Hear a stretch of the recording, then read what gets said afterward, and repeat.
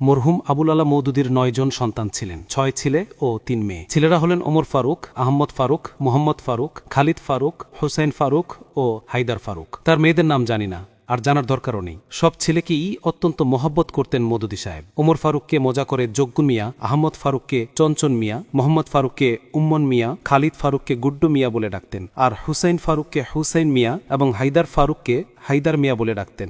আশ্চর্যজনক হলেও সত্য, মওদুদী সাহেবের কলিজার টুকরো এই সন্তানদের কেউই কিন্তু জামায়াত ইসলামের রাজনীতির সাথে নেই, এমনকি কাউকেই আলেম বানিয়ে যাননি মওদুদী সাহেব। প্রায় সকলেই পশ্চিমা সেকুলার ধ্যান ধারণা লালন করেন। মুসলিম বিশ্বের কোনো মনীষীর ব্যাপারে যদি সন্তানদের কাউকেই নিজের ইলমি ও ফিকরি ওয়ারিশ বানিয়ে যেতে না পারার কারণে দুঃখবোধ করতে হয়, তাহলে মওদুদী সাহেবের ব্যাপারেই বেশি করতে হবে। সবার মধ্যে হায়দার ফারুক একটু বেশি পরিচিত, কারণ পাকিস্তানে তিনি জামায়াত ইসলামের একজন কট্টর সমালোচক নামে নাম জাগিয়ে নিয়েছেন। প্রায় 1 দশক ধরে পাকিস্তান জামায়াত ইসলামী নিয়ে তার দেওয়া বিভিন্ন নেতিবাচক সাক্ষাৎকার আজও সোশ্যাল মিডিয়ায় ছড়িয়ে ছিটিয়ে আছে। শুধু পাকিস্তানই নয়, 2013 সালে জামাতের বিরুদ্ধে কথিত যুদ্ধাপরাধের বিচার দাবির সেই সময়ে ঢাকায় ধর্ম ও রাজনীতি দক্ষিণ এশিয়া শীর্ষক 2 দিনব্যাপী একটি আন্তর্জাতিক সেমিনারে পাকিস্তান থেকে ডেকে নিয়ে আসা হয়েছিল হায়দার ফারুক মওদুদীকে। সেমিনারে তিনি বলেছিলেন, আমার বাবা তার সন্তানদের মানে আমাদের কাউকেই জামাতের রাজনীতি করতে বলেননি। তিনি আমাদের 9 ভাই বোনকে পড়াশোনা করিয়েছেন দেশের বাইরে। আমার ভাই বোনদের প্রত্যেকেই দেশে বিদেশে বিভিন্ন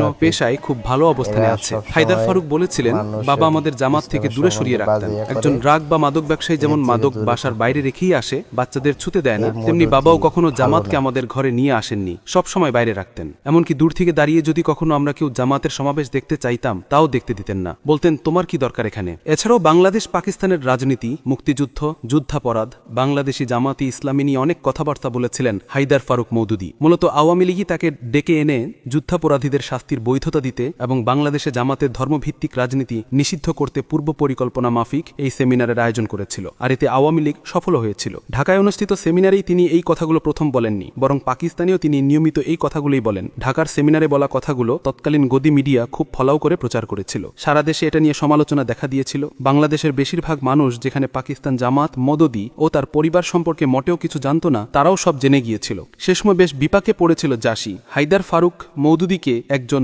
সেকুলার, দালাল ও বাবার আদর্শ বিচ্যুত সন্তান বলে জাসি সেই সমালোচনার জবাব দিতে থাকে। হায়দার ফারুক মওদুদী ছাড়াও মওদুদী সাহেবের আরও ছেলে মেয়ে রয়েছেন, বাকিদের কথাও দেখতে হবে। বাকিরা কেউ হায়দার ফারুকের মতো বলেন না, এরকম হ্যানত্যান জবাব দিয়ে ইজ্জত রক্ষা করার চেষ্টা করে জাসি। কিন্তু আসলেই কি তাই? যুগের কিংবদন্তি একজন বাবার আদর্শ কিংবা রাজনীতি থেকে সন্তান বিমুখ হতেই পারে। শাইখ ডক্টর আব্দুল্লাহ আজ্জাম রহিমাহুল্লাহের ছেলে হুজাইফা আজ্জামও বাবার আদর্শ অনুসরণ করেননি। অনুরূপভাবে বাবাও চাইলে সন্তানকে তার আদর্শ ও রাজনীতি থেকে দূরে রাখতে পারেন, কিন্তু বাবার রাজনীতি যদি ইসলামের হয় এবং দেশ ও উম্মার জন্য কল্যাণকর হয়, তাহলে সেটা থেকে সন্তানদের দূরে রাখার কোনো কারণ আসলে বোধগম্য নয়। মধ্যখানে একটি অনুরোধ, আমরা জানি আমাদের ভিডিও অনেকের কাছে ভালো লাগে, কিন্তু যাদের কাছে ভালো লাগে তাদের সংখ্যাই বেশি। আপনাদের অফুরন্ত সমর্থন আর আমাদের পরিশ্রম দেশ ও জাতিকে সঠিক তথ্য জানাতে আমরা কাজ করে যাচ্ছি। অনেকেই ভিডিও দেখেন, শেয়ার করেন, এমনকি নিজের প্রোফাইলও আপলোড করেন, এজন্য সবাইকে ধন্যবাদ। সেই সাথে আমাদের এমএনকে পেজে লাইক দিয়ে ফলো দিয়ে সাপোর্ট করবেন। যাই হোক, জামাত ইসলামীতে যেন পরিবারতন্ত্র চলে না আসে, এজন্য মাওলানা মওদুদী সাহেব তার সন্তানদেরকে জামাতের রাজনীতি থেকে দূরে রেখেছেন। এই সাফাইটাও দিয়েছিল জাসি,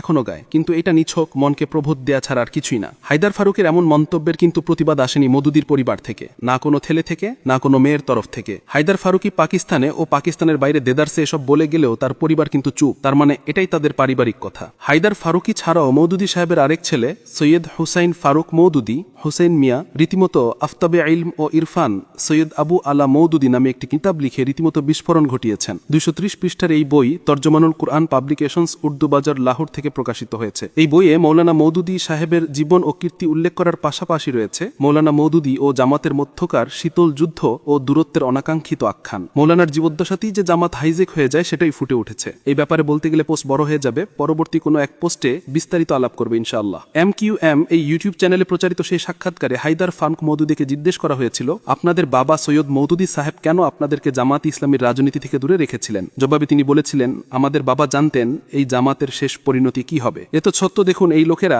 তৎকালীন জামাতের নেতৃবৃন্দ আমাদের উপর গুন্ডামি করে যাচ্ছে। সাক্ষাৎকার গ্রহণকারী প্রশ্ন করেছিলেন, আচ্ছা জামাতি ইসলামী কি সৈয়দ মওদুদী সাহেবের নীতি ও আদর্শ থেকে সরে গেছে? জবাবে হায়দার ফারুক বলেছিলেন, দেখুন ধর্মভিত্তিক দলগুলোতে এক বত্তরিন আমিরিয়াত হয়ে থাকে। আমির সাহেবের সাথে দ্বিমত পোষণ করাকে কুফরি মনে করা হয়ে থাকে। একটা কথা স্মরণ রাখবেন, 1941 সালে যখন আব্বাজান জামায়াতে ইসলামী প্রতিষ্ঠা করার চিন্তা ভাবনা করছিলেন, তখন মৌলানা আবুল কালাম আজাদ সাহেব জিজ্ঞেস করেছিলেন, আপনার দলের দস্তুর বা সংবিধান কি? মওদুদী সাহেব দস্তুরে জামায়াত ইসলাম এগিয়ে দিয়েছিলেন। মৌলানা আবুল কালাম আজাদ সাহেব সেটা হস্তগত করে বলেছিলেন আগামীকাল এই ব্যাপারে কিছু বলবো। পরদিন তিনি মওদুদী সাহেবকে জবাব দিয়েছিলেন, আপনার দস্তুর পরে মনে হচ্ছে এই দল একসময় ফ্যাসিস্ট দল বা পোপতান্ত্রিক দল হবে। হায়থায় ফারুক বলেন, আপনি জামাতের দস্তুর গঠনতন্ত্র হাতে নিয়ে দেখুন, সেখানে শুধু আমির নির্বাচনের নিয়ম আছে। আমির হয়ে গেলে সব সিদ্ধান্ত তার, বিলকুল আর্মির চিফের মতো, যেখানে বাকি সেনারা চিফের সিদ্ধান্ত মানতে বাধ্য। কেউই চিফের সিদ্ধান্তকে চ্যালেঞ্জ করতে পারবে না। নোট: সন্তানদেরকে আলেম না বানিয়ে পশ্চিমা শিক্ষায় শিক্ষিত করে যাওয়ার কারণে মাওলানা মওদুদী সাহেবকে কাল কিয়ামতের ময়দানে আল্লাহ জবাবদিহি করবেন কিনা জানা নয়, তবে মওদুদী সাহেবের ছেলেরা সেকুলার হয়ে যাওয়ায় এরা রীতিমতো পাকিস্তান জামাত ইসলামের জন্য গলার কাটা হয়ে দাঁড়িয়েছেন। পাকিস্তানের মাটিতে জামাতের আশানুরূপ রাইজ না করার পেছনে মওদুদী সাহেবের পরিবারের সাথে জামাতের দ্বন্দ্ব একটা অন্যতম কারণ। পুনশ্চ শুধু মওদুদী সাহেবই তার ছেলেদেরকে আলেম না বানিয়ে যাননি, বরং এটাই পাকিস্তান জামাত ইসলামী নেতৃবৃন্দের সামগ্রিক চিত্র। এমনকি আমাদের বাংলাদেশেও উপর থেকে নিয়ে নিচের সারির জামাত নেতারা সন্তানদেরকে আলেম বানাতে চান না, আগাগোড়া পশ্চিমা শিক্ষায় শিক্ষিত করে মাঝখানে নন একাডেমিক ভাবে কিছু দিনী গান দিয়েই মনে করেন যথেষ্ট হয়ে গেছে। এতে করে এই সন্তানরাও যে গলার কাটা হবে এর গ্যারান্টি কি? ভালো লাগলে আমার এমএনকে পেজে ফলো দিয়ে সাথে থাকুন। ধন্যবাদ।